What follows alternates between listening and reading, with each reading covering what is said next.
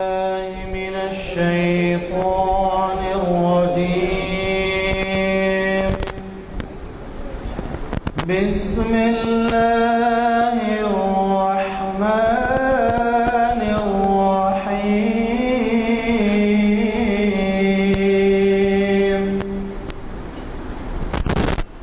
إذا زلزلت الأرض زلزالها وأخرجت الأرض أثقالها وقال الإنسان ما لها يومئذ تحدث أخبارها بأن ربك أوحى لها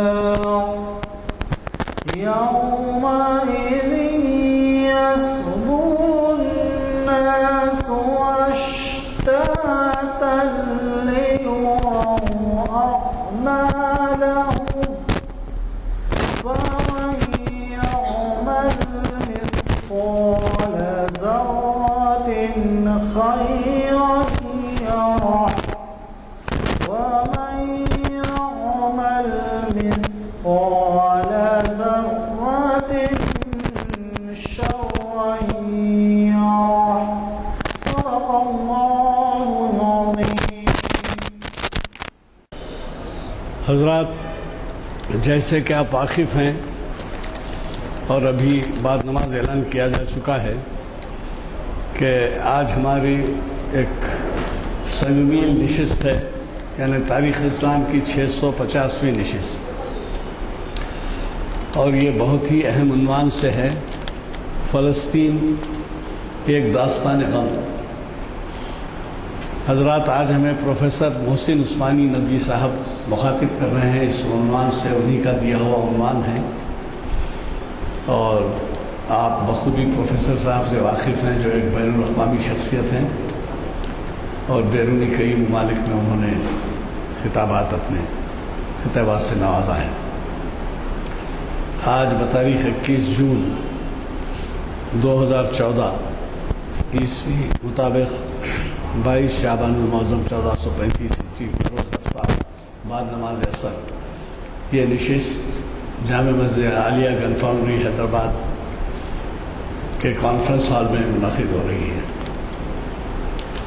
یہ عنوان سے متعلق بہت زیادہ نہیں، لیکن کچھ عرض کروں گا کہ جس وقت ہم اسکول میں پڑھتے تھے اس وقت سے یہ جنگ آج تک چلی آ رہی ہے، اور ہمارے ایک استاد ہوا کرتے تھے 4th 5ویں میں، ان کا نام کرمانی تھا، اور وہ کرمانی صاحب کے فرزند انگلینڈ سے واپس آ رہے تھے فلسطین میں، انہیں ایسے حالت کا موقع ملا کہ پڑھا کے جو ہے وہ سمجھ میں نہیں آیا، شاید عربوں نے انہیں انگریز سمجھ کے مارا یا یہودیوں نے مارا، بہرحال وہ جاں بحق ہو گئے۔ تو اس وقت سے آج تک، یعنی یہ میں سنا رہا ہوں شاید 1940 کے لگ بھگ کی بات، اور 1940 سے آج تک نہ صرف بین الاقوامی جنگ ہوئی بلکہ کئی جنگیں ہوئی دنیا میں، جیسے مثال کے طور پہ لسانی بنیاد پہ ہوئی، فرقہواری بنیاد پہ ہوئی، علاقائی بنیاد پہ ہوئی، رنگ نسل کی بنیاد پہ ہوئی، کئی جنگیں ہوئی، لیکن یہ ایک ایسی جنگ ہے جو اس وقت سے آج تک برابر چلی آ رہی ہے۔ اور آپ کو سن کے تعجب ہوگا کہ بابائے قوم مہاتما گاندھی نے بھی عربوں کی تائید کی تھی اور یہ کہا تھا کہ اگر فلسطین عربوں کا نہیں ہے تو پھر دنیا میں کسی ملک کے باشندے اپنے ملک کو یہ میرا ملک ہے نہیں کہہ سکتے۔ بدقسمتی کی بات ہے کہ حالات بدلتے گئے، اور اس کے بعد فلسطین کی حالت ایسی ہوئی کہ اس کو یہودیوں، ان کے باشندوں یہودیوں کو جو غاصبانہ قبضہ ہے، دنیا کی سب سے بڑی طاقت امریکہ کا سہارا ملا اور اسی بنیاد پہ وہ جو ہے آج ایک بہت بڑی طاقت بن کے ابھرا ہے، حالانکہ قوم بالکل چھوٹی سی ہے۔ وہ تفصیلات آپ کو ہمارے پروفیسر صاحب بتائیں گے، بجائے اس کے کہ میں اس کے بارے میں کچھ اور کہوں۔ البتہ صرف اتنا عرض کروں گا کہ رمضان میں ہمارے محافل بند رہتے ہیں، چنانچہ ہماری آخری محفل ہے چہارشنبے کے دن 25 جون کو، جبکہ 28 چاند رات ہے۔ 25 جون کے بعد ہماری محافل کا سلسلہ ختم ہو جائے گا، چنانچہ یہ آج کی محفل کے بعد ایک محفل پیر کے دن ہے، صبر و استقامت کی اہمیت شریعت کی روشنی میں، جسے ڈاکٹر محمد متین الدین قادری آپ کے جانے پہچانے مقرر مخاطب فرما رہے ہیں، اور یہ شریعت انفارمیشن سروس کی 543ویں نشست ہے۔ حضرات، آخری جو نشست ہے چہارشنبے کے دن، وہ اقبال کی ایک نظم کا تجزیہ، اور اس کا عنوان ہے یہ اقبال کی ایک نظم کا تجزیہ، اور اس کے مقرر ہیں جناب سید امتیاز الدین صاحب، جو آپ کے جانے پہچانے مقرر ہیں اور اقبال اکیڈمی کے معتمد بھی ہیں۔ اور یہ محفل اقبال شناسی کی 764ویں نشست ہے، یعنی تقریباً 2 دہوں کے سے چلے آ رہے ہیں۔ یہ 25 جون کو ہے۔ تو میں اب زیادہ وقت لیے بغیر صرف ایک اعلان پر آپ کے اس مخاطبت کو ختم میں کرتا ہوں اور دعوت دیتا ہوں ہمارے آج کے مقرر صاحب کو۔ وہ اعلان بڑا اہم ہے، ذرا اس پہ غور سے آپ سنیں۔ منگل کے دن، یعنی 2 دن بعد، جبکہ 24 جون ہے، ایک پہلی مرتبہ ایک ایسی نشست رکھی گئی ہے یہاں پر جو زکوٰۃ کے بارے میں آپ کو بہت سی معلومات فراہم کرے گی۔ یہ میں نہیں کہتا کہ آپ زکوٰۃ کے بارے میں نہیں جانتے، لیکن ہمارے پچھلی مرتبہ ایک خطاب میں ایک مفتی صاحب نے کہا کہ قرآن میں صلاۃ کے ساتھ ہمیشہ اکثر زکوٰۃ کا ذکر آیا ہے۔ آپ حج وقت کے اوپر کرتے ہیں، بدل نہیں سکتے، قربانی وقت پہ دیتے ہیں، بدل نہیں سکتے، روزے افطار اور سحر وقت پہ ادا کرتے ہیں، اور اسی طریقے سے آپ کے نمازیں اور دیگر فرائض۔ لیکن کوتاہی ہوتی ہے آپ کی تو زکوٰۃ کے معاملے میں، کیونکہ زکوٰۃ کوئی اندازے سے نکالتا ہے۔ بعض بیویاں یہ سمجھتی ہیں کہ میاں نے زکوٰۃ نکال دی، مجھ پہ کیا ہے، حالانکہ وہ صاحب نصاب ہے، ان کے سونے چاندی کے اوپر بھی نکالنا لازمی ہے۔ تو یہاں پر 3 مفتی صاحبان 24 تاریخ کو 4 بجے سے 7 بجے تک موجود رہیں گے، منگل کا دن۔ اگر آپ کو، کیونکہ زکوٰۃ پورے مال پر نہیں ہوتی، زکوٰۃ جو ہے اس کے جو بھی قواعد ہیں، جو بھی شرعی احکام ہیں، اس کے لحاظ سے کس مال پہ ہوتی ہے اور کتنے دن آپ اس کے آپ کے قبضے میں رہنے پہ ہوتی ہے، وہ سب وہ بتائیں گے۔ ایک چھوٹی سی مثال دے دیتا ہوں۔ انہوں نے پوچھا کہ اگر آپ کسی صاحب کے پاس سے، کوئی صاحب نے 2 لاکھ روپے کا قرضہ لیا ہے، اور وہ 2 لاکھ روپے کا قرضہ 1 سال سے زائد ہو گیا، اب جب آپ زکوٰۃ کے لیے حساب کریں گے، اسیسمنٹ محسوب کرنا کہتے ہیں، کریں گے، تو وہ 2 لاکھ شامل کریں گے یا نہیں کریں گے کہ اس پہ زکوٰۃ ہے یا نہیں؟ تو سامعین میں سے کچھ نے کہا نہیں کریں گے، کچھ نے کہا کریں گے، اور یہ اعلیٰ تعلیم یافتہ اور انلائٹنڈ لوگ تھے۔ تو انہوں نے مسئلے کی وضاحت کی کہ اگر آپ کو اس کی توقع ہے کہ وہ رقم واپس ملنے والی ہے تو آپ پہ زکوٰۃ لازمی ہے۔ اگر آپ یہ سمجھتے ہیں کہ وہ رقم مشکوک ہے، ملنا کچھ یقینی نہیں ہے، تو آپ پہ زکوٰۃ لازم نہیں ہے۔ البتہ اگر وہ رقم واپس آئے، 2 سال ہو یا 3 سال ہو، تو اس کے اوپر وہ حساب کر کے زکوٰۃ نکالنا چاہیے اس کو۔ تو ایسے بہت سی باتیں بتائیں گے۔ تو یہ پہلی مرتبہ 3 مفتی صاحبان کو ہم یہاں بٹھا رہے ہیں۔ ایک صاحب یہاں بیٹھیں گے، 1-2 صاحب اور ان کو حساب کتاب کے لیے رکھا جائے گا۔ آپ اپنا اثاثہ ڈکلیئر کر سکتے ہیں اور یہ بول سکتے ہیں کہ بھائی اس میں واجبی ہے یا نہیں ہے، یہ مال ہے میرا۔ جیسا مکان پہ نہیں ہے، مکان کی قیمت پہ زکوٰۃ نہیں ہے، موٹر کی قیمت، آپ موٹر نشین ہے، موٹر پہ زکوٰۃ نہیں ہے۔ تو ایسے آپ، لیکن جن چیزوں پہ زکوٰۃ ہے وہ ممکن ہو، میں نے خواہش کی ہے کہ آپ فارم لے کے آئیں، وہ فارم کے ذریعے اگر ہم لکھ کے آپ سے پوچھنا چاہیں تو آپ سب کے سامنے نہیں، آپ الگ بیٹھ کے بتا سکتے ہیں، حساب کرا لے سکتے ہیں کہ بھائی میرا یہ حساب ہے، اس پہ بتا دیجیے۔ تو یہ بڑی خدمت ہوگی اگر آپ نہ صرف اپنے لیے دریافت کریں گے بلکہ اپنے حلقے میں آپ جو سمجھتے ہیں کہ جو غفلت کر رہے ہیں زکوٰۃ سے، تو یعنی انہوں نے یہ کہا کہ زکوٰۃ نہیں دینے والا جو ہے وہ منکر ہے، تو اس آپ اندازہ لگائیے اس کے لیے کیسی سخت بات کہی گئی ہے. تو ضرور آپ تشریف لائیں. اور منگل کا دن 24 تاریخ 4 بجے سے 7 بجے تک. اب وہ ہیریٹیج کی تنظیم کا بعد مغرب کے خطاب ہے، اس میں نشست ہے. تو وہ نشست جو ہے ہمارے پروفیسر صاحب کے پاس اگر ہو تو اعلان کریں گے اس کے عنوان کا. اور مغرب جو لوگ وہاں پڑھنا چاہتے ہیں 15 منٹ پہلے چھوڑ دیں گے، نہیں تو یہاں سے مغرب پڑھ کے بھی جا سکتے ہیں. میں آج کے مخرج صاحب سے گزارش کرتا ہوں کہ وہ شاہنشین پر تشریف لائیں اور ہمیں مخاطب کریں. اللہ رب العالمین والصلاة والسلام علی سید المرسلین وعلی آلہ وصحبہ اجمعین ومن تبعہم بإحسان الی یوم الدین.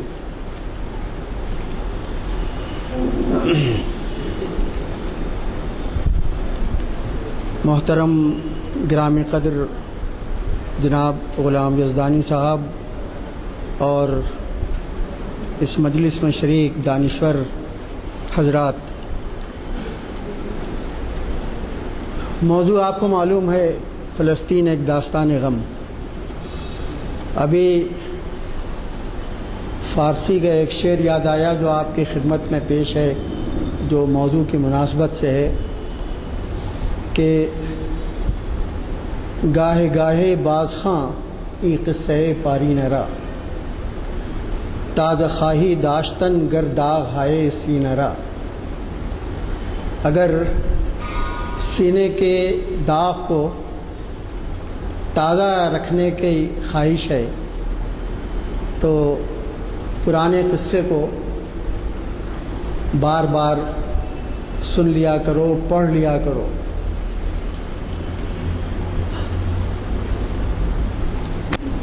کبھی کبھی ہمیں محسوس ہوتا ہے، اور میں نے اپنے بعض قریبی حلقوں میں کہا بھی ہے، کہ مجھے ایسا لگتا ہے کہ میری قسمت میں اور مرثیہ گوئی آئی ہے. بہت پہلے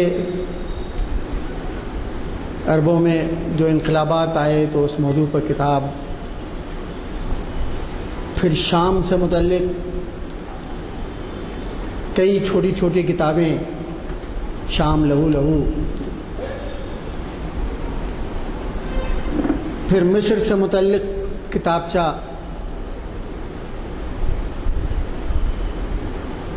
اور پھر ایک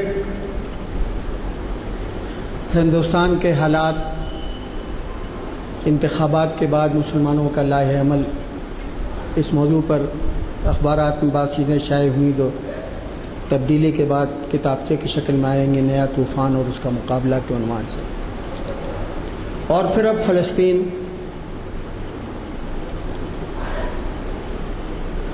بالکل یہ توقع نہ کیجیے کہ ہم بہت ہی عالمانہ اور مورخانہ کوئی تقریر آپ کے سامنے کریں گے. ہمارے پاس چند آنسو ہیں،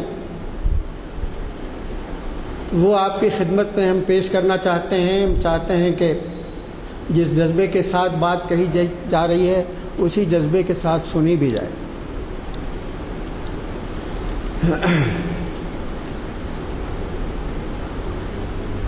آپ جانتے ہیں کہ فلسطین میں مسجد اقصی مسلمانوں کا قبلہ اول رہا ہے. مکے میں جغرافیائی رخ ایسا تھا کہ بیک وقت خانہ کعبہ اور قبلہ اول مسجد اقصی کی طرف رخ کر کے نماز پڑھی جا سکتی تھی. مدینے میں ہجرت کرنے کے بعد جغرافیائی پوزیشن بدل گئی، اور اس کے بعد حضور صلی اللہ علیہ وسلم نے 17-18 مہینے مسجد اقصی کی طرف رخ کر کے نماز پڑھی.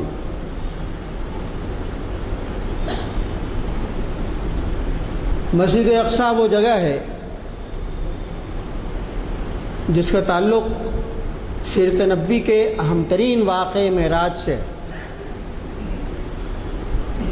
معراج کا سفر 2 قسطوں پر مشتمل ہے، ایک تو مکے سے بیت المقدس اور دوسرا بیت المقدس سے آسمان کا سفر.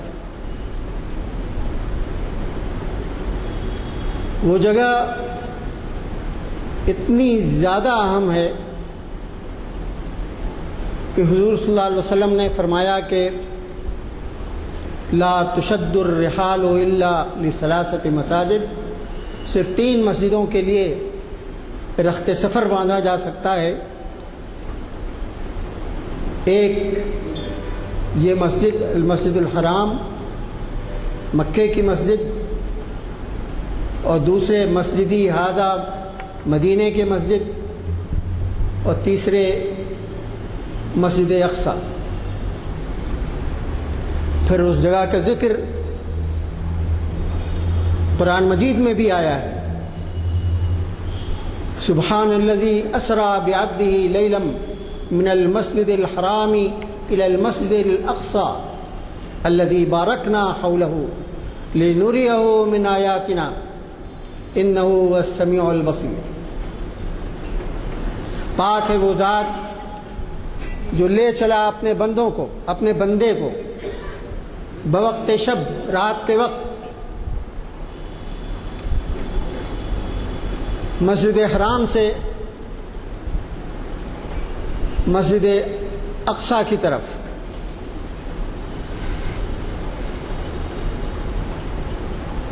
تاکہ ہم اسے مشاہدہ کرائیں اپنی آیات کا، نشانیوں کا. اور بے شک وہ ذات سمیع اور بصیر ہے.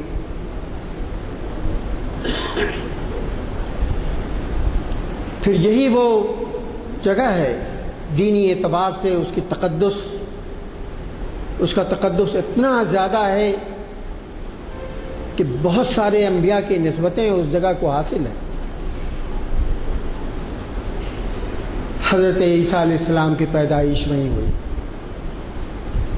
حضرت مریم علیہ السلام کی وفات وہیں ہوئی، حضرت ابراہیم اور حضرت اسحاق نے وہیں دفن ہونے کی خواہش کی،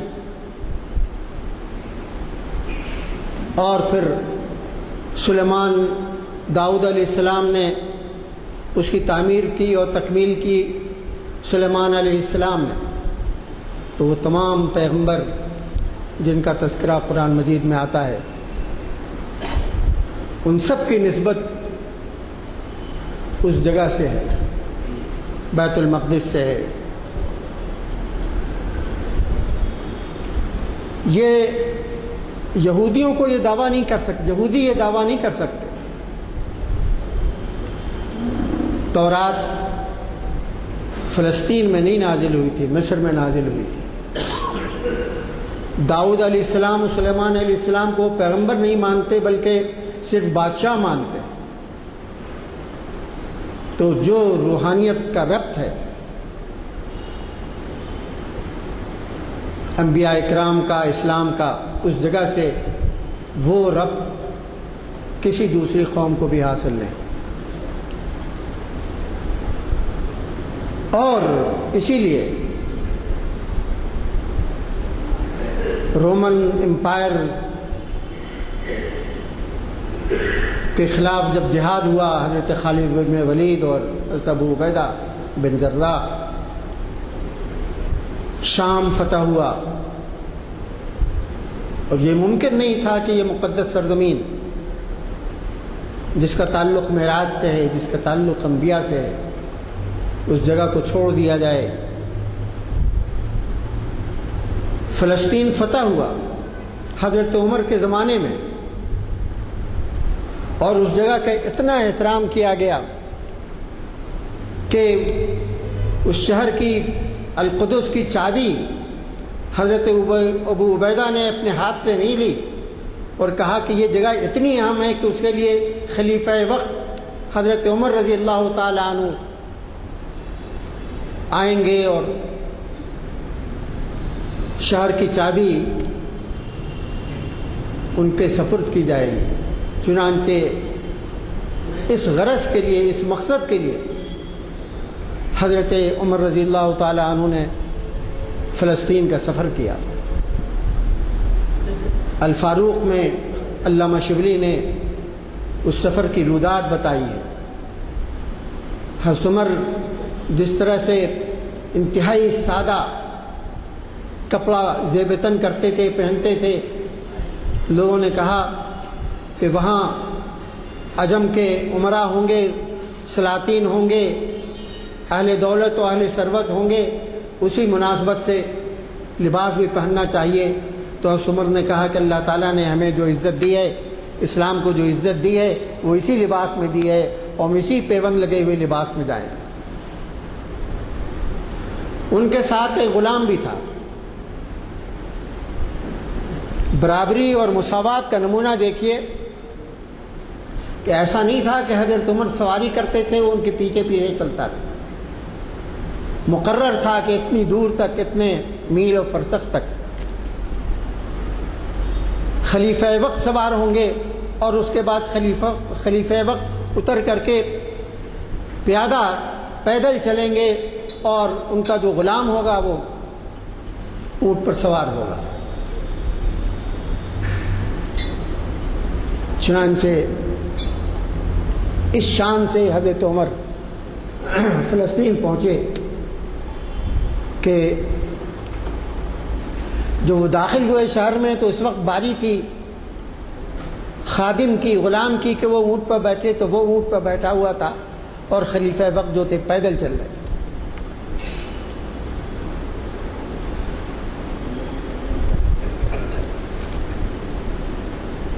ذمہ داروں نے، پادریوں نے چابی حوالے کی حضرت عمر کے، اور ایک معاہدہ طے پایا۔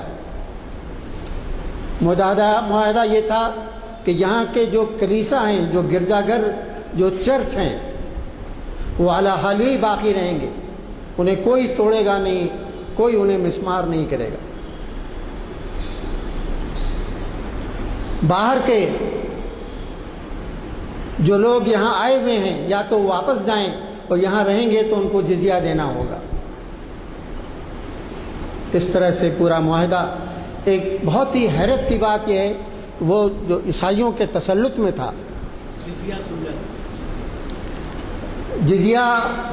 جزیہ کہتے ہیں کہ جب مسلمانوں کا لشکر جب کسی ملک کو فتح کرتا ہے تو ان کی حفاظت کے لیے، ہے نا، ان کو تھوڑا سا ٹیکس دینا پڑتا ہے، کچھ مالیات دینا پڑتا ہے، تاکہ ان کے انتظامات کیے جائیں، ان پر کوئی دوسرا حملہ نہ کرے۔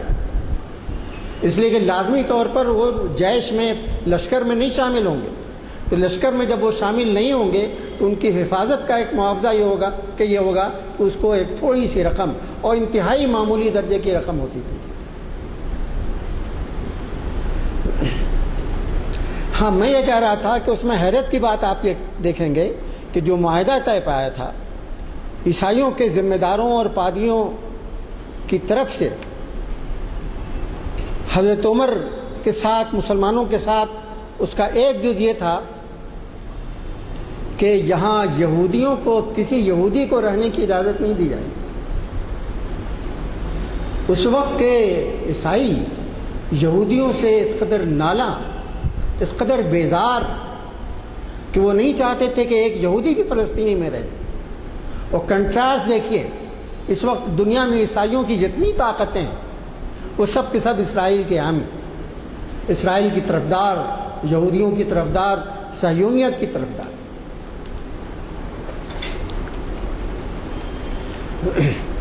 اس کے بعد سے کئی صدیوں تک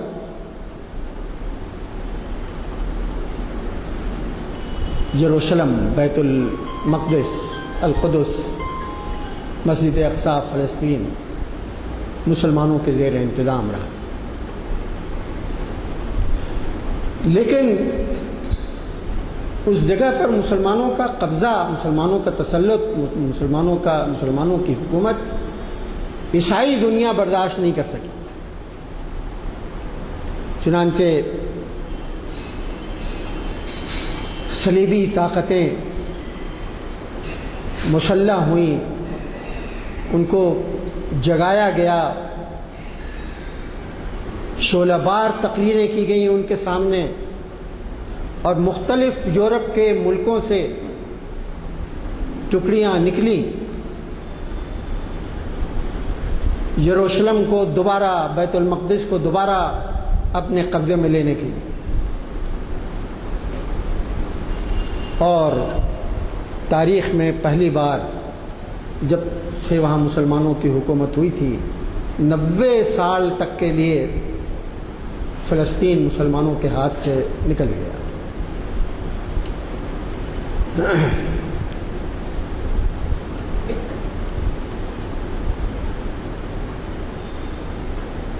فلسطینیوں، صلیبیوں نے، عیسائیوں نے جو محاصرہ کیا تھا بیت المقدس کا، تو ان کے لشکر کی تعداد 70,000 تھی، اور بیت المقدس کی حفاظت کرنے کے لیے صرف 1,000 مصری تھے۔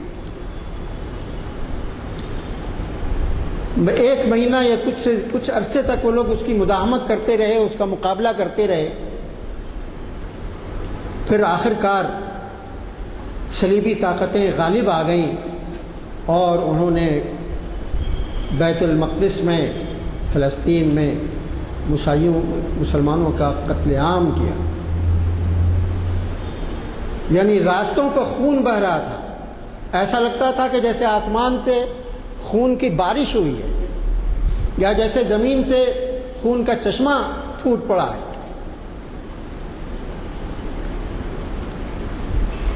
یہ صورتحال تھی، 90 سال تک ان کے قبضے میں رہا۔ اس بیچ میں ایسے مسلمان فرمانروا تھے جنہیں یہ غم کھا رہا تھا، اس کی تیاریاں ہو رہی تھیں۔ ان میں موصل کا عماد الدین زنگی، اور اس کے بعد نور الدین زنگی جس نے حلب کو اپنا پایہ تخت بنایا،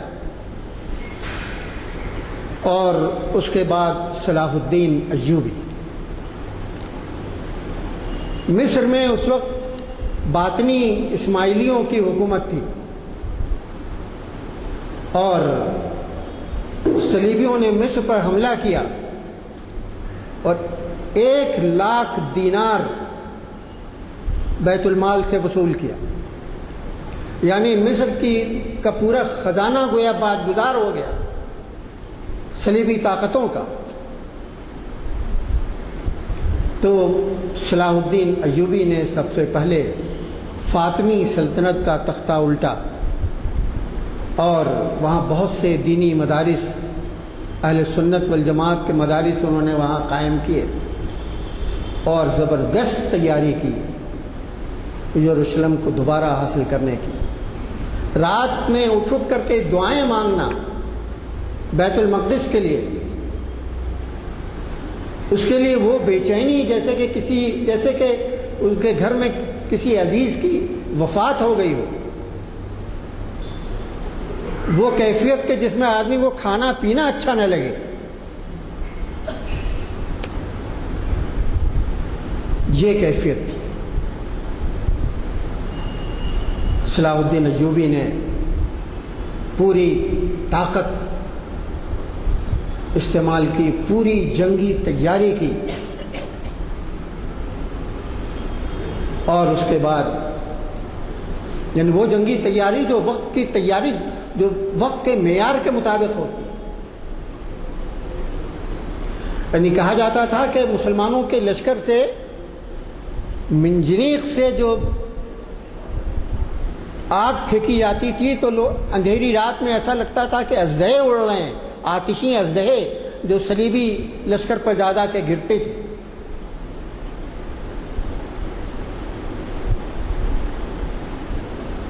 چنانچہ زبردست تیاری، وہ روح جہاد، اللہ کی رضا اور خوشنودی کے لیے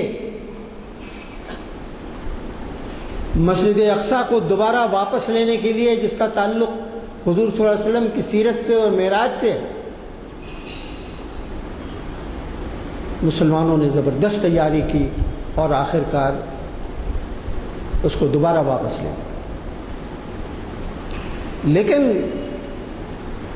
فلسطین کی جن لوگوں نے تاریخ لکھی ہے، اور اس میں انگریز بھی ہیں، انہوں نے صاف اعتراف کیا ہے کہ عیسائی فاتح جو تھے ان کا رویہ کیا تھا، اور مسلمان جو فاتح تھے ان کا رویہ کیا تھا۔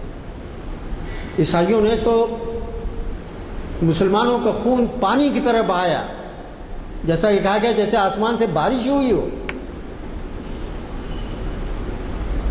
اور صلاح الدین ایوبی نے سب کو معاف کیا۔ بہت معمولی اس کا وہ دیت یا ہرجانہ مقرر کیا انہوں نے، اور اس حد تک کہ اگر کوئی غریب تھا اور وہ ہرجانہ نہیں دے سکتا تھا تو صلاح الدین ایوبی نے اپنی جیب سے ادا کیا۔ تو یہ ایک عیسائی فاتح اور مسلمان فاتح کا جو فرق ہوتا ہے، اس فرق کو مورخین نے اور عیسائی مورخین نے محسوس کیا ہے اور اس کو ریکارڈ کیا ہے۔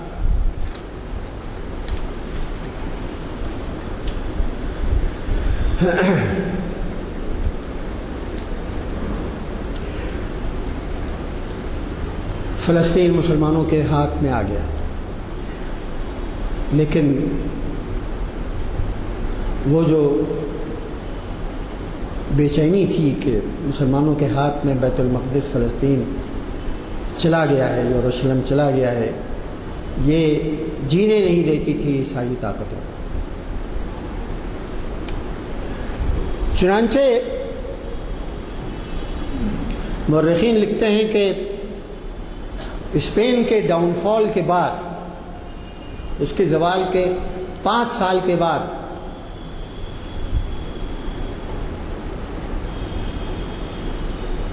ایک ایسا راستہ، بحری راستہ دریافت ہوا جو پورے عالم اسلام کو گھیرے میں لے سکتا تھا، آف گڈ ہوپ۔ اور عیسائی طاقتوں نے اس بات کی کوشش کی کہ تمام مسلم ملکوں کو گھیرے میں لے لیا جائے اور ان سب پر قبضہ کر لیا جائے۔ اس بات کو جب محسوس کیا عثمانی سلطنت کے فرمانرواؤں نے، تو انہوں نے پوری عرب دنیا کو اپنی نگرانی میں اور اپنے فوج کے ماتحت کر لیا تاکہ عیسائیوں کا حملہ نہ ہو۔ لیکن بدقسمتی سے اس کے بعد صفوی سلطنت جو ایران کی تھی اور عثمانی سلطنت، ان دونوں کے درمیان میں بڑی لمبی اور خوفناک جنگیں شروع ہو گئیں، اور اس کا فائدہ اس طرح سے اٹھایا گیا کہ اس کے ایک 70-80 سال کے اندر تقریباً جتنے عرب ممالک تھے وہ سب یورپ کی طاقتوں کے زیر نگین ہو گئے۔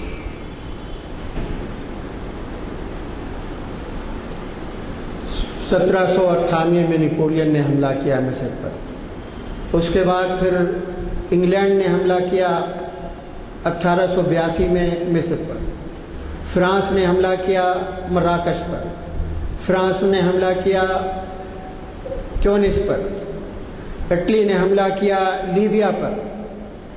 الغرض مسلسل حملے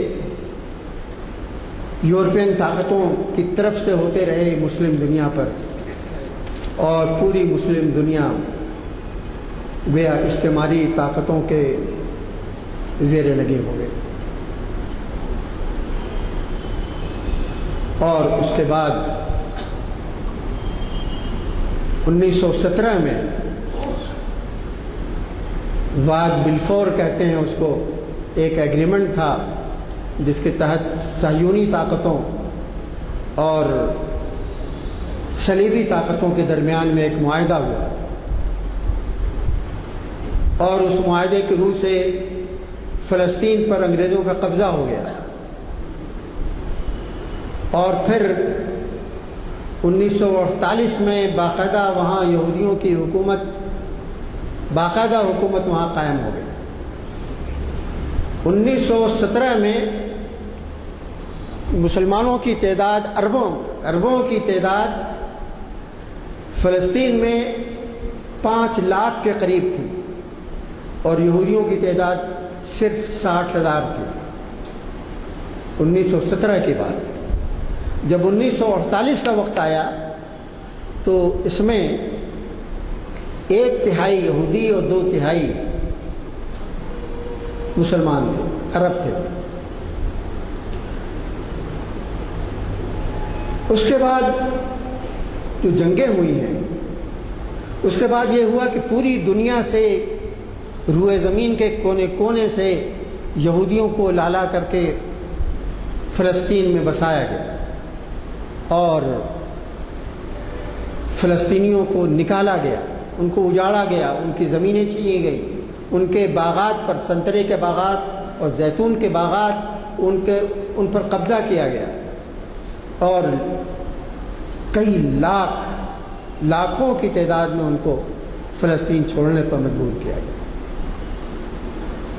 پھر اس کے بعد 1967 کی جو جنگ ہوئی ہے، اس میں جزیرہ نما سینا جو مصر کے قبضے میں تھا، غازہ کی پٹی، اردن کے علاقے اور بہت بڑے رقبے، تقریباً 3000 مربع کلومیٹر کے علاقے جو تھے فلسطین کے قبضے میں آ گئے۔ اور 1982 میں یہ اعلان آ گیا یہودی سلطنت کی طرف سے، صہیونی سلطنت کی طرف سے، کہ مسجد اقصیٰ القدس کا شہر جو ہے یہ ہمیشہ ہمیش کے لیے یہ پایا تخت ہوگا اسرائیل کا۔ صورتحال یہ ہے کہ عالمی طاقتیں اسرائیل کی طرفدار ہیں۔ اسرائیل نے اتنے اسلحے جمع کر رکھے ہیں کہ تمام عرب ممالک کے اسلحے مل کر کے بھی اسرائیل کی طاقت کا مقابلہ نہیں کر سکتے۔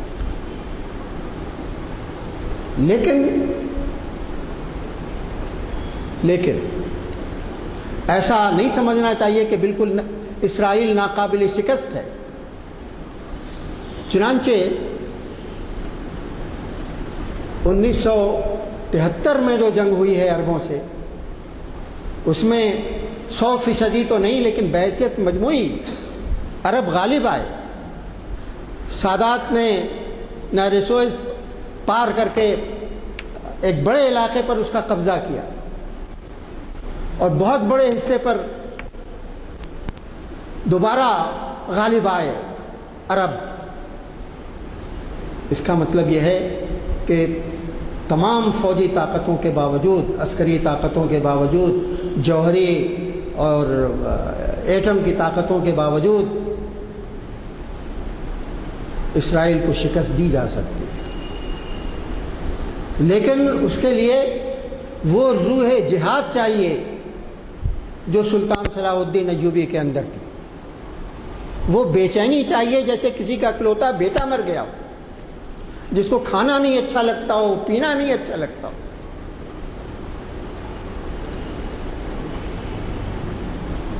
جس نے کمر کس لی ہو کہ ہمیں یہ کام کرنا ہے۔ آپ یہ سمجھتے ہیں کہ اس کے لیے ضروری ہے کہ فلسطین کے ارد گرد چاروں طرف جو حکومتیں ہیں، عرب حکومتیں ہیں، ان کے اندر ایسے دیندار، جہاد کا جذبے رکھنے والے فرما روایان سلطنت ہوں، حکومت جن کے قبضے میں ہو۔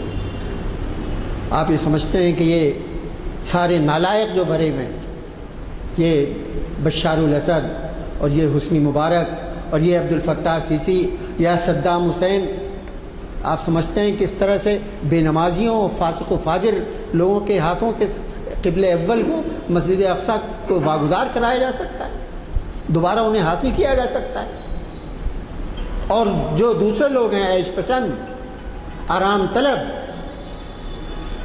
یہ مسجد اقصیٰ کو دوبارہ نہیں لے سکتے۔ اس کے لیے لازمی ہے اور ضروری ہے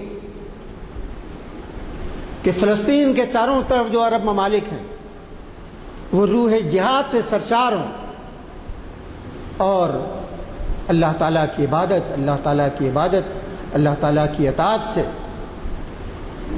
اللہ تعالیٰ کی رضا و خوشنودی حاصل کریں۔ جبھی یہ نصرت نازل ہو سکتی ہے۔ صرف ظاہری اسباب سے، صرف عسکری طاقت حاصل کر لینے سے، کچھ سامان جنگ لینے سے اسرائیل کو شکست نہیں دی جا سکتی۔ اللہ تعالیٰ کی نصرت ضروری ہے، اور اللہ تعالیٰ کی نصرت کے لیے اللہ تعالیٰ کی اطاعت، کامل عبادت، کامل اطاعت ضروری ہے، روح جہاد سے سرشاری ضروری ہے، شہادت کا شوق ضروری ہے۔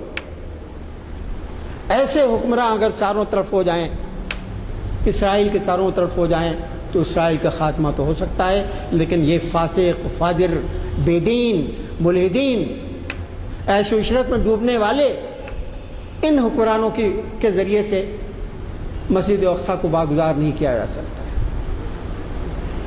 یہ اتنا بڑا غم ہے، اتنا بڑا غم ہے، بے شمار شعراء نے، اقبال نے بھی قطع کہا ہے، فیض احمد فیض کا بھی قطع ہے فلسطین سے متعلق، لیکن ایک شخص نے غم میں ڈوب کر کے جو بہت طویل نظم لکھی ہے، اس کا نام ہے یروشلم یروشلم۔ شاعر کا نام ہے نعیم صدیقی۔ ہم بہت طویل نظم ہے، ہم صرف چند بند اس کے آپ کو سناتے ہیں، اور اسی پر آج کی یہ گفتگو ختم کرتے ہیں۔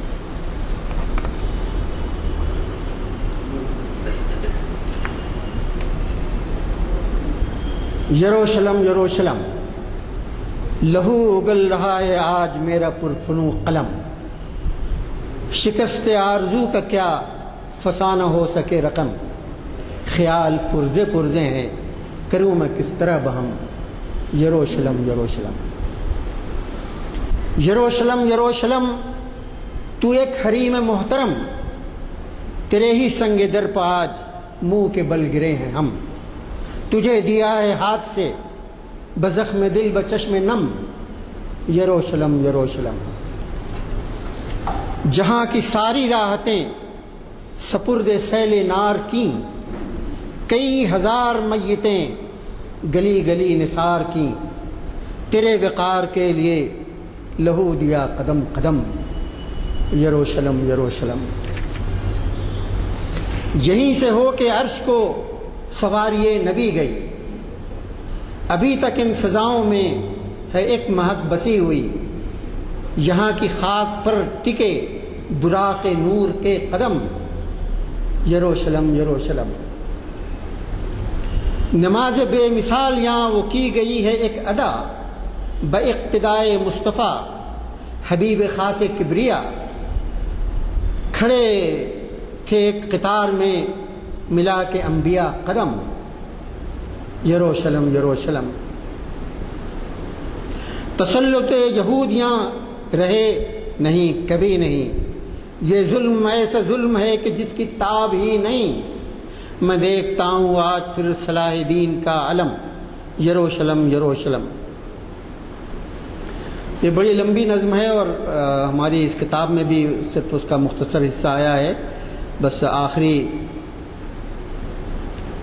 شاعر مایوس نہیں ہے، اسے امید ہے، وہ کہتا ہے پھر ایک بار آئیں گے یہ جانثار آئیں گے، اجل کے دوش پر سوار شہ سوار آئیں گے، بصد وقار آئیں گے تیرے وقار کی قسم، یروشلم یروشلم۔ خون بہا ہے، اتنا خون بہا ہے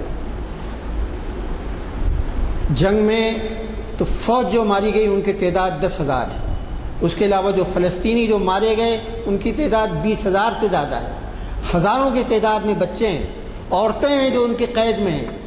صبرا اور شکیلہ جہاں پناہ گزین خیموں کے اندر بسے ہوئے تھے، ٹھہرے ہوئے تھے، اچانک رات میں لوگوں نے گھس کر کے ہزار لوگوں کو خون میں قتل کر دیا، ان پر گولی سے انہیں بھون دیا، اور دنیا کی تمام طاقتیں اور اقوام متحدہ سب تماشا دیکھتے ہیں، تماشا دیکھتے ہیں۔ وآخر دعوانا الحمدللہ رب العالمین۔ ایک سوال یہ ہے کہ یہ اللہ تعالیٰ کے حکم سے ہوتا ہے صاحب؟ ہمارے ایڈوکیٹ صاحب کو، یہ جدی صاحب ہیں، اور انہوں نے جو کچھ کہا ہے وہ آبزرویشن ہے، وہ ان کی رائے ہے، وہ سوال نہیں ہے، بلکہ یہ ہے کہ انہوں نے اپنے دلی درد کا اظہار کیا ہے کہ کس طرح سے آج مسلمان تباہی کا شکار ہے۔ حضرات، دو باتوں کا میں نے ذکر نہیں کیا آپ سے۔ ایک تو ذکر یہ تھا، شاید اٹھ کر چلا گئے، ہمارے درمیان ٹھاکر ہردے راج سنگھ بھی موجود تھے جو ایک سوشل ورکر ہیں اور حیدرآباد کے جانے مانے سمجھے خدمت گزار ہیں، مختلف شکلوں میں انہوں نے بیج بورڈ کی بھی صدارت کی ہے، چیئرمین رہے ہیں۔ اور اسی طریقے سے ہمارے محافل میں اللہ کے فضل سے ایسے حضرات بھی جو غیر مسلم ہیں وہ بھی استفادے کے لیے آتے ہیں۔ آپ کو معلوم ہے ٹھاکر نشتر صاحب تو ہمیشہ سردار نانک میں تو ہر محفل میں رہتے ہیں، اتفاق کی بات ہے نہیں ہے۔ دوسری بات یہ عرض کرنی تھی کہ آج ہی میں نے اخبار میں پڑھا ہے، جس کا ذکر کروں تو شاید اگر اخبار میں نہیں دیکھیں ہیں تو جا کے دیکھ لیں گے کہ اسرائیلی حکومت ایک شرط عائد کر رہی ہے کہ 50 سال سے کم عمر کے جو بھی نوجوان فلسطینی ہیں وہ مسجد اقصیٰ میں نماز کے لیے داخل نہیں ہو سکتے، ضعیف لوگ ہو سکتے ہیں۔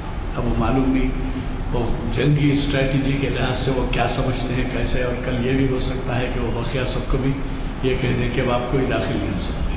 اگر آپ نے نہیں دیکھا ہے تو آج جا کے دیکھیے۔ اب میں سمجھتا ہوں آج کے اخبار میں آپ میں سے کئی لوگ حضرات نے دیکھا ہوگا کہ اس قسم کی پابندی عائد کی جا رہی ہے۔ جو غیر ہیں ان میں بھی اس کا احساس برابر ہے کہ یہ جو زیادتی ہو رہی ہے یہ جو ہے بالکل ناواجبی اور ظلم ہے۔ یہ ایسے بھی لوگ ہیں جو اس کے بارے میں یہ رائے رکھتے ہیں، لیکن ظاہر ہے کہ جمہوریت کا زمانہ جو کہلاتا ہے اس میں رائے زیادہ لوگوں کی چلتی ہے۔ اور یہ بھی کہا جاتا ہے، آپ کو معلوم ہے کہ امریکی حکومت جو دنیا بھر پہ اقتدار جمائے ہوئے ہیں، ابھی آپ نے حال میں سنا ہوگا کہ عراق میں پھر دوبارہ وہ قبضے یعنی مداخلت کی شروعات میں ہے اس وقت امریکی حکومت۔ ایک دفعہ تو پتہ چلا آپ کو کہ صدام حسین کا ختم ہوا، پھر دوبارہ جو ہے مداخلت کی بات ہو رہی ہے وہاں پر۔ تو یہ جو ہے بدقسمتی کی بات ہے کہ ایسے لوگوں کے ہاتھ میں حکومت ہے وہاں کی جو یہودیوں کے زیر اثر ہے۔ یہودی لابی اتنی کثرت سے کام کرتی ہے اور یہودیوں کے پاس اس قدر پیسہ ہے کہ وہ کہتے ہیں کہ امریکن الیکشن جو ہے وہی چلاتے ہیں، انہی کے ذریعے امریکن الیکشن کے نتائج سامنے آتے ہیں آپ کے۔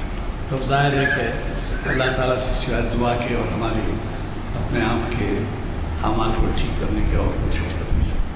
میں آج کے مخیر صاحب سے دعا کی خواہش کرنے سے پہلے پھر ایک دفعہ یاد دلاؤں گا آپ کو کہ 24 کو 4 بجے ضرور تشریف لائیں۔ ویسے پیر کے دن کل نہیں پرسوں بھی ہماری نشست ہے، جو آپ سے میں نے ابھی عرض کیا کہ یہ ڈاکٹر محمد متین الدین قادری صاحب مخاطب کر رہے ہیں، صبر و استقامت کی اہمیت، اس کے بارے میں شریعت کی روشنی میں آپ وہ بھی اٹینڈ کیجیے پیر کی، اور منگل کے دن 4 بجے یہاں تشریف لائی۔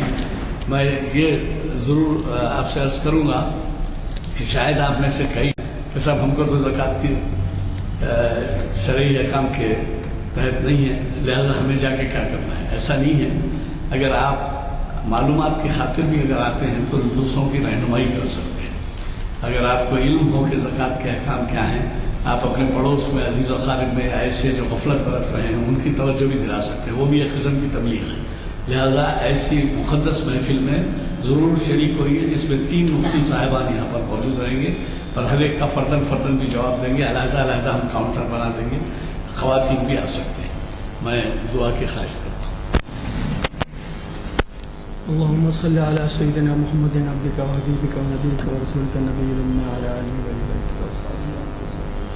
ربنا آتنا في الدنيا حسنة وفي الآخرة حسنة وقنا عذاب النار وادخلنا الجنة مع الأبرار۔